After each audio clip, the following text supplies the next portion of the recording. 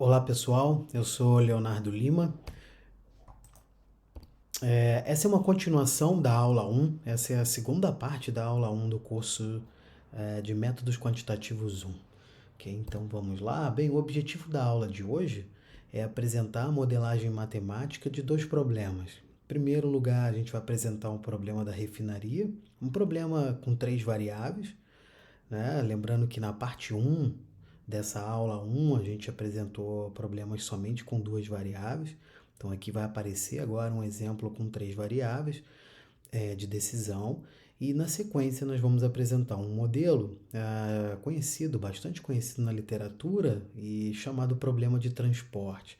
Nesse problema de transporte aparece uma variável de decisão com dois índices, né? Coisa que não tinha aparecido até esse momento aqui. Então, são duas situações interessantes e que vão ser úteis aí para frente ao longo da disciplina, ok? Principalmente esse problema do transporte. Bem, em primeiro lugar, vou apresentar então o problema da refinaria, ok?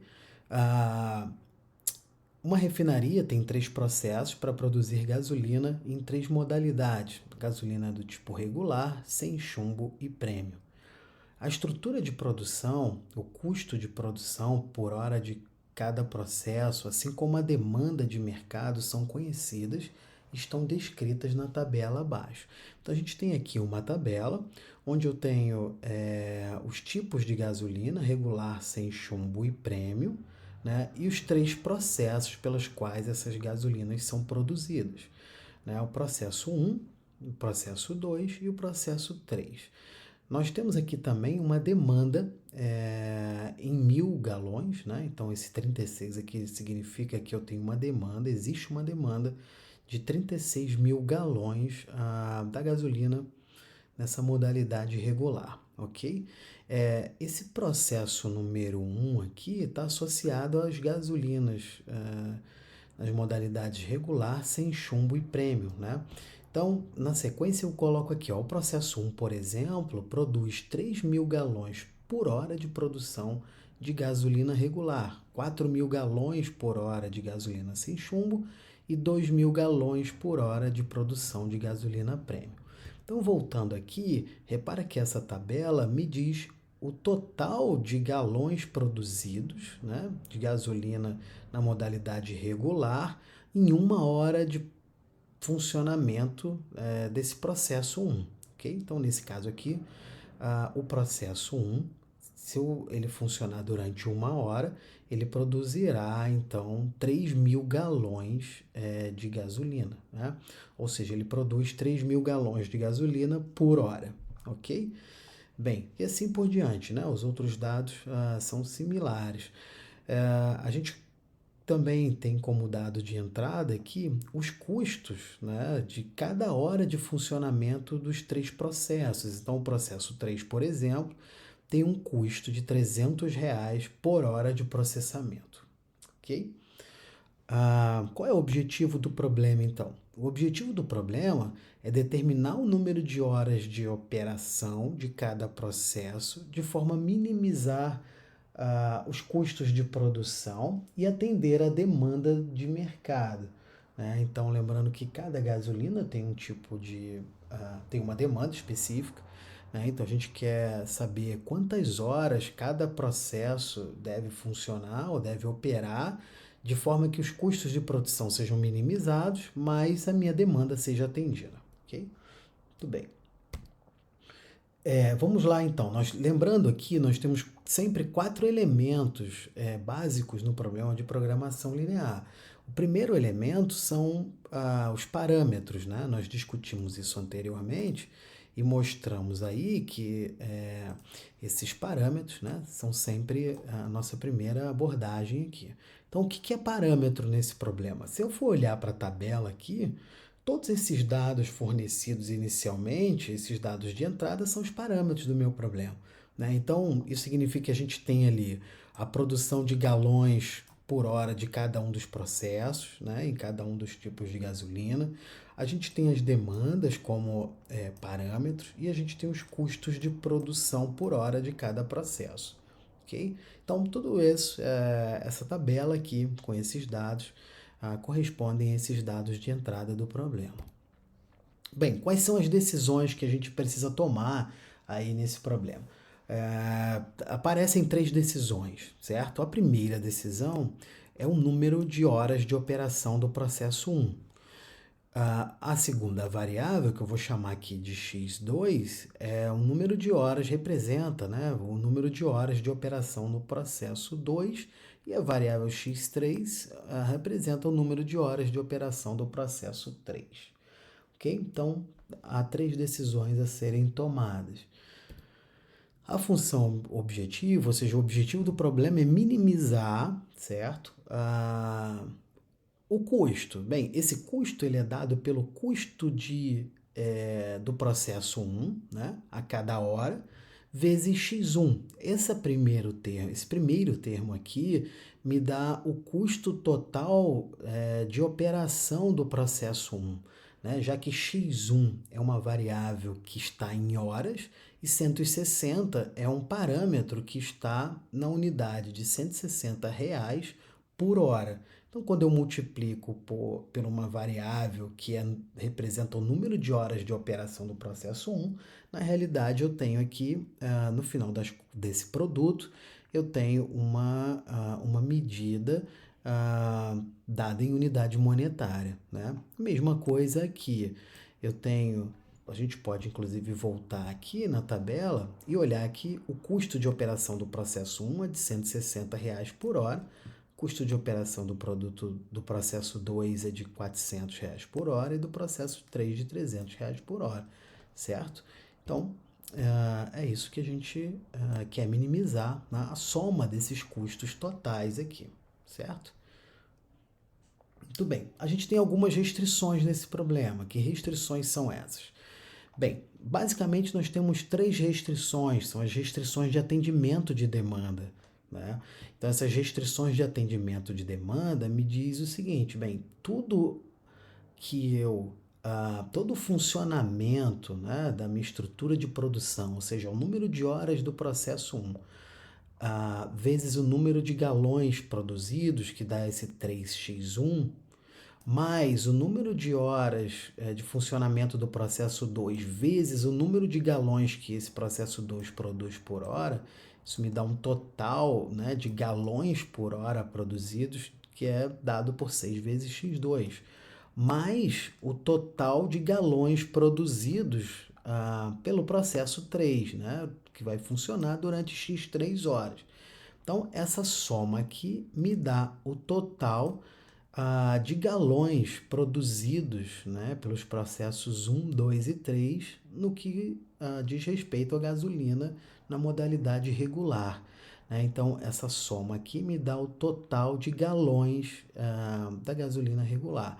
E a gente sabe que a demanda é de 36, ou seja, na realidade eu preciso produzir aqui mais 36 ou mais né, galões, 36 mil ou mais galões, ok?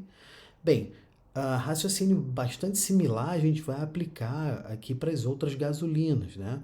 Então, para a gasolina sem chumbo, por exemplo, a gente tem aqui 4 vezes x1, isso aqui vai me dar um número de galões produzidos pelo processo 1, já que 4 aqui é uma medida que é o número de galões por hora, eu estou multiplicando isso pela variável x1, que é o número de horas de funcionamento do processo 1, então quando eu multiplico isso, eu tenho um número total de galões produzidos durante um tempo em que o processo 1 esteve funcionando. Então, isso me dá 4x1 e o mesmo raciocínio se aplica aqui para os processos 2 e 3. Então, no final, de maneira análoga ao caso anterior, eu tenho essa soma aqui me dá o número total de galões produzidos pelos processos 1, 2 e 3. Isso tem que ser, no mínimo, 20 unidades, né? Aqui 20 mil galões, ok? Bem, raciocínio análogo a gente aplica aqui nesse caso, só que aqui a demanda é 30, né? E os coeficientes aqui para esse caso são esses coeficientes que estão associados aqui, 2, 8 e 4, ok? Bem, com isso, ficam na realidade faltando somente as restrições de não negatividade. E nós vamos colocar aqui, elas aparecem no modelo final, né? A modelagem final desse problema é minimizar essa função objetivo, que é o custo total, né, de operação, sujeito a essas três restrições, que são as restrições de demanda, adicionadas aqui das restrições de não negatividade, que sempre aparece no problema de programação linear, conforme a gente já comentou. Ok? Então, esse é o problema da refinaria.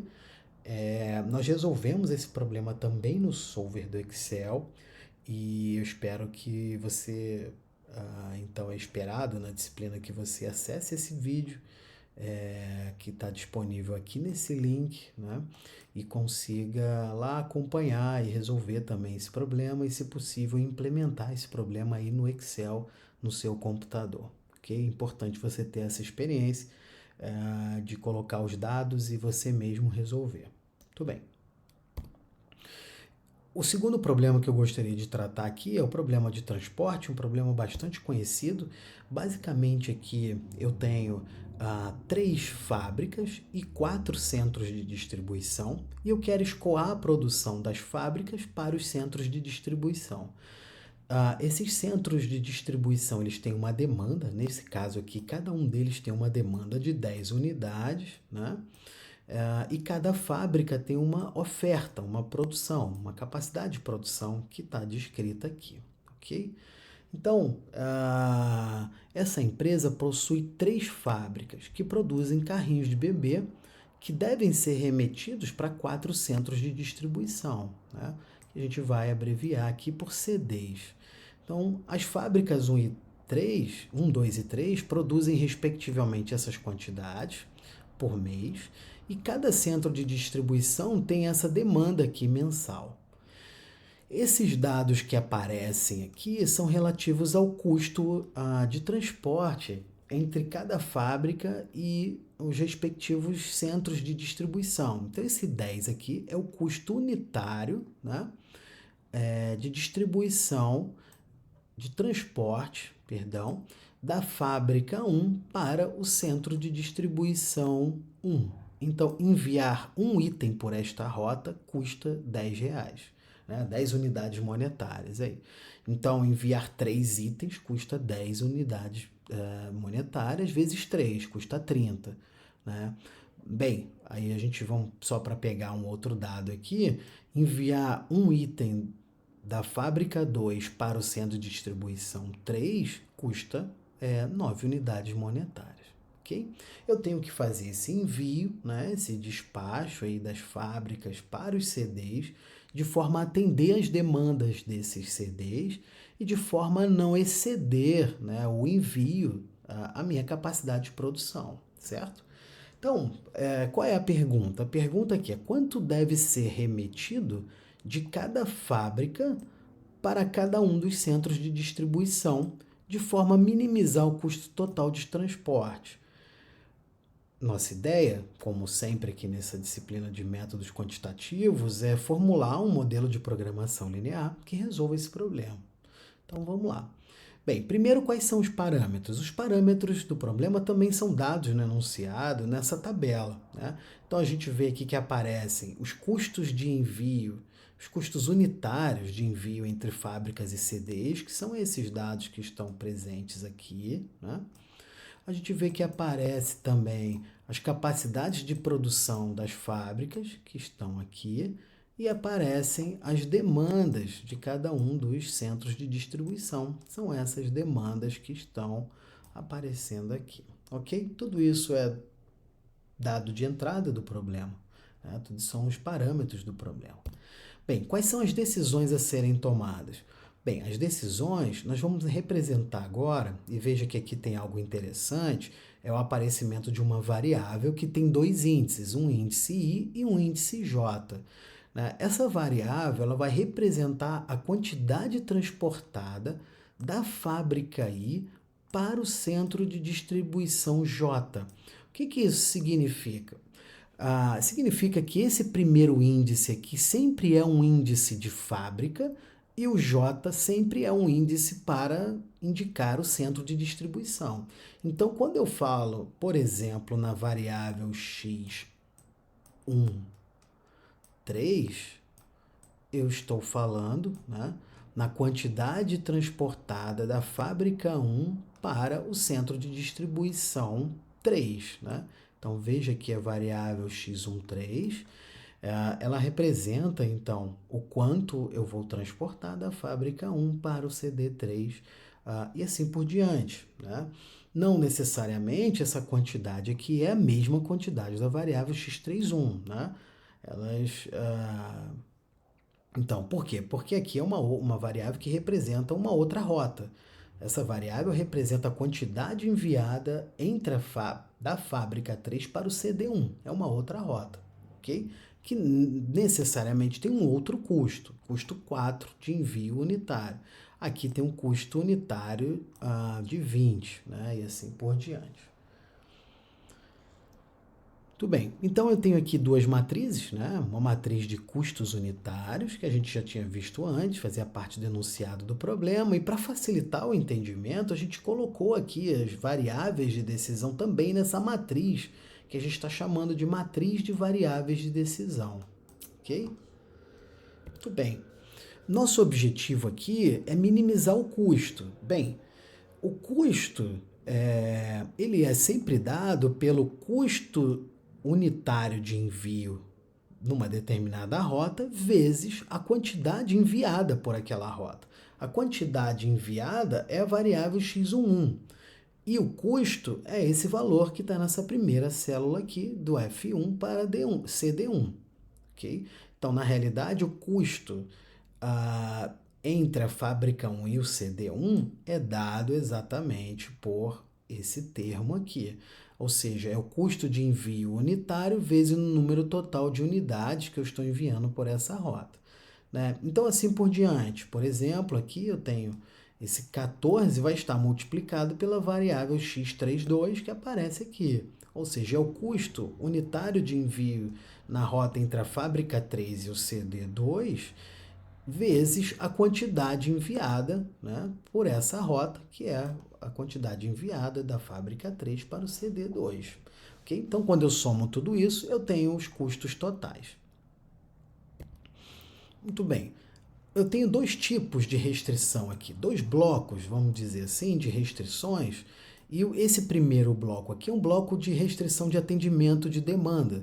Ou seja, vamos olhar aqui, cada fábrica tem uma capacidade produtiva e cada CD tem uma demanda, né? A gente lembra lá, inicialmente, as demandas aqui de cada um dos CDs estavam especificadas aqui, cada CD tinha demanda 10, ok?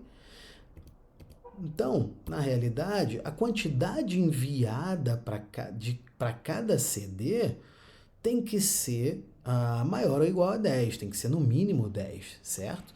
Então aqui, ó, repara, eu tenho uma variável x11 que representa o quanto eu envio da fábrica 1 para o CD1, mais o quanto eu envio da fábrica 2 para o CD1, mais o quanto eu envio da fábrica 3 para o CD1. Lembrando que esse primeiro índice aqui sempre é um índice de fábrica e o segundo índice sempre é um índice que representa o centro de distribuição. Então, o CD1 aqui está fixo e eu estou mudando a fábrica. Ou seja, tudo que eu envio para o CD1 pela fábrica 1, mais tudo que eu envio para o CD1 vindo da fábrica 3, mais tudo que eu envio para o CD1 vindo da fábrica 3. Né? Então, a soma disso aqui tudo é tudo que o CD1 recebe. Isso tem que ser maior ou igual a 10. Bem, a gente aplica raciocínio similar aqui e desenvolve essas outras restrições. Por exemplo, vou passar aqui para essa última, né? Repara que aqui o segundo índice corresponde ao CD, né? Então, o CD4 é o que ele recebe da fábrica 1, mais o que ele recebe da fábrica 2, mais o que o CD4 recebe da fábrica 3. Isso tem que somando isso tudo, tem que ser maior ou igual a 10, ok? Ou seja, tem que atender no mínimo a demanda. Restrições de capacidade produtiva é o próximo bloco aqui de restrições. Isso significa o seguinte: uma determinada fábrica não pode mandar mais itens do que o que ela produz, ok? Então aqui o que eu vou fixar é a fábrica. Então repara que os primeiros índices, né, sempre estão fixos aqui na mesma linha. Ou seja, esse x1 é o quanto eu envio da fábrica 1 para o CD1, mais o quanto eu envio agora da fábrica 1 para o CD2, mais o quanto eu envio da fábrica 1 para o CD3, mais o quanto eu envio da fábrica 1 para o CD4. Ou seja, eu estou somando todos os envios da fábrica 1 para todos os CDs. Essa soma inteira tem que ser menor ou igual a 12, ok? Olhando aqui para o último caso, a gente faz o segundo de forma análoga, mas olhando aqui para o último caso, eu tenho o que a fábrica 3 envia para o CD1, mais o que a fábrica 3 envia para o CD2, essa variável, mais a quantidade do que a fábrica 3 envia para o CD3, mais o que a fábrica 3 envia para o CD4. Isso tudo tem que ser menor ou igual à capacidade de oferta, né? Ou à capacidade produtiva da fábrica 3. Com isso, a gente tem essas restrições. Repara que aqui a gente tem 7 restrições, né? 12 variáveis e 7 restrições. Bem, aliado a isso também, precisamos adicionar aqui as restrições de não negatividade. Né? Então, a gente representa esse x e j sempre maior ou igual a zero para todo i e para todo j. Então, essa é uma maneira simplificada de escrever, para eu não precisar colocar x11 é maior ou igual que zero, x12 maior ou igual a zero, x14, né? E depois x21, x22, x23, x24 e assim por diante. Eu digo que esse x e j é maior ou igual a zero para todo i variando de 1 a 3 e para todo j variando de 1 a 4 também. Ok? Com isso, a gente chega no modelo final, que é esse modelo aqui. Ó. Nós temos essa função objetivo, minimizar essa soma, como a gente já explorou, sujeito a esse conjunto de restrições aqui, adicionadas restrições de não negatividade do problema. Bem, repara que esse problema é um pouquinho maior do que os problemas que a gente já vinha trabalhando anteriormente, com 2 ou 3 variáveis. Esse é um problema com 12 variáveis, tá certo? E 7 restrições. Então, é um problema um pouco maior, mas, claro, um problema ainda pequeno se comparado aí aos problemas da vida real, né? Bem, esse vídeo a gente também resolveu, implementou esse problema no solver do Excel, então, e essa resolução está disponível nesse link aqui, e a gente tem a expectativa de que vocês também assistam esse vídeo e resolvam, né, junto com a gente, lá nesse vídeo, o problema do transporte aí no solver do Excel, ok? Bem, é isso. Até a próxima aula, então. Obrigado. Grande abraço.